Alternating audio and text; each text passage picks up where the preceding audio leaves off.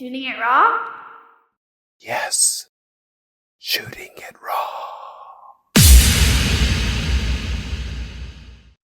So this is more of an ad, I guess. It's like a kind of a composite where the field, the background is a road. Yeah. And you could just see like the painted lines of a road and a bike lane. Exactly. Across it are like, I don't know if these are actual shirts or if these are kind of mock-ups. Mock-ups. Okay, mock-ups of cycling jerseys, cycling shorts. Yes. Yeah, and so there's a lot of super colorful. So at the top it says Brights, Breitz or Z, depending on where you come from. Brights, 6 feet. Thanks. Yep, correct. And then the subline says transforming social distancing to improve road safety for all. That's correct. Okay. Yeah. So I assume this is in continuation to the previous slide. It is. So what's this all about? So the Safe Streets for All, that's a community effort. That's a community effort. That's my business. So my Brights is my brand name. And so BREITZ doesn't mean anything. Doesn't mean anything. It stands for Brights. Exactly. So it's pronounced that way. Some people say Brights. And so when I write it, I say pronounce Brights. But it's about, so be bright, be seen. I mean, visibility is our first line of defense on the road as road athletes and road enthusiasts, no matter what you do, cycle, run, walk, whatever it is. Yep. And so being seen is most important. And so that's why I came up with this brand. It was actually after I was in Virginia years ago, and I had gone for a bike ride. I was in a white bike shirt, black bike shorts. Got to a stoplight. A woman came up behind me in an SUV and said, "Hey, listen, I just wanted to let you know I couldn't see you." I said, "Okay," because we were in shadows and light. Right. I couldn't see you. I started to think of arguing. I said, "Wait a second." I told myself, "Just stop talking. You cannot argue yourself into being seen."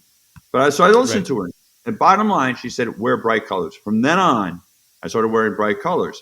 But all I could find were just bright green or bright orange shirts. And I mentioned to somebody, "This is what I wear." And they were, yeah, fine. I don't want to look like I'm going hunting when I'm on a bike. I said, "Good point." Mm-hmm. I'll add some style to it and then have a message on it.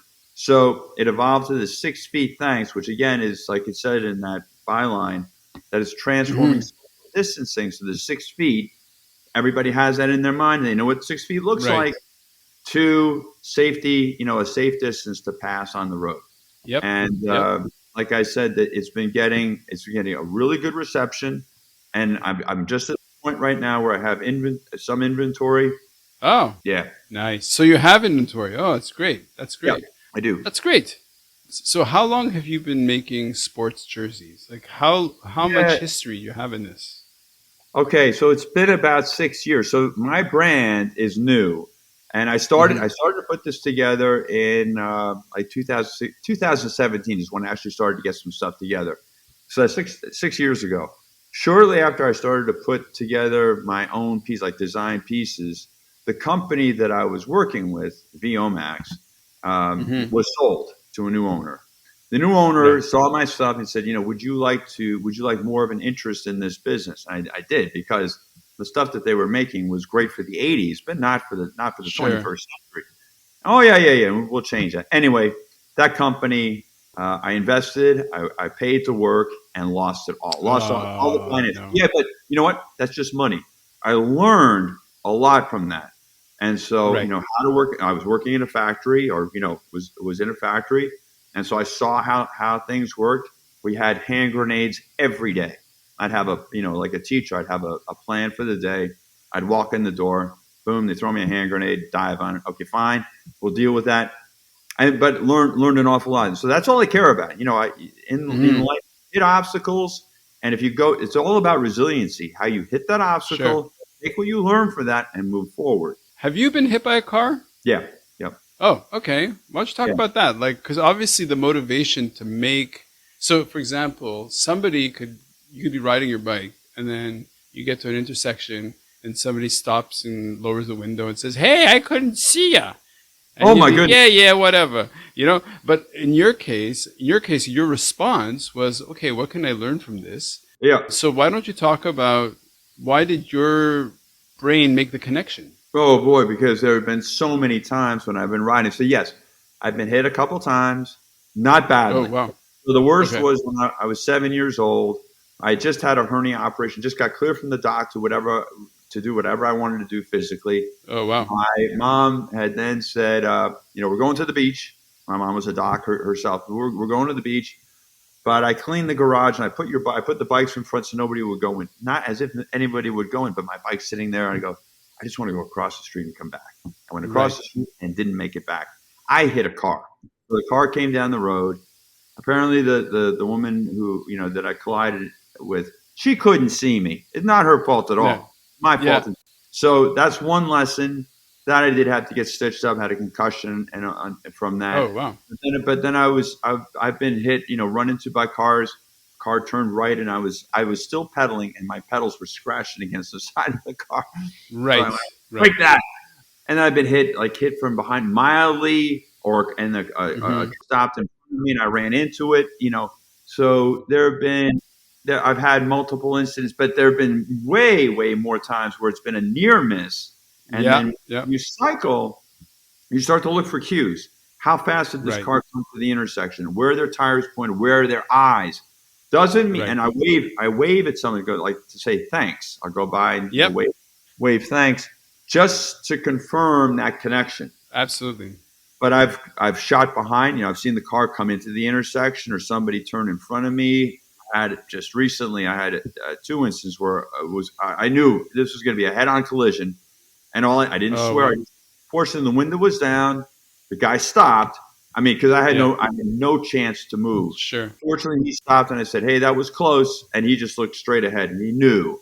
Yeah. Right after that, in the same town, I went to make a left turn. Looked over my shoulder. Everything was clear. I signaled Hmm.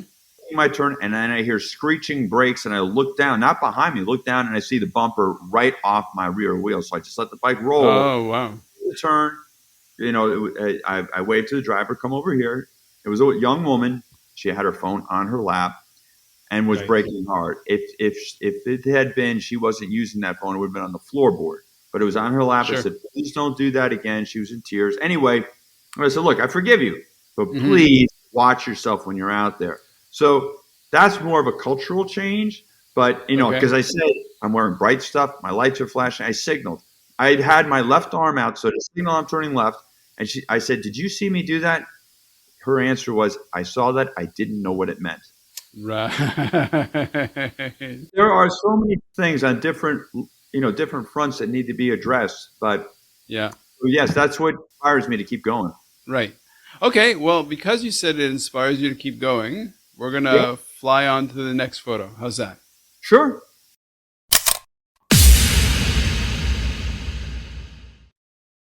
So, is life really a gift? Really? Can you make every second count? That's the whole point of the podcast. So, if you like what you've seen and you're inspired, because that really is my mission, then please give it a like, subscribe, and share. Shooting it raw? Yes, shooting it raw.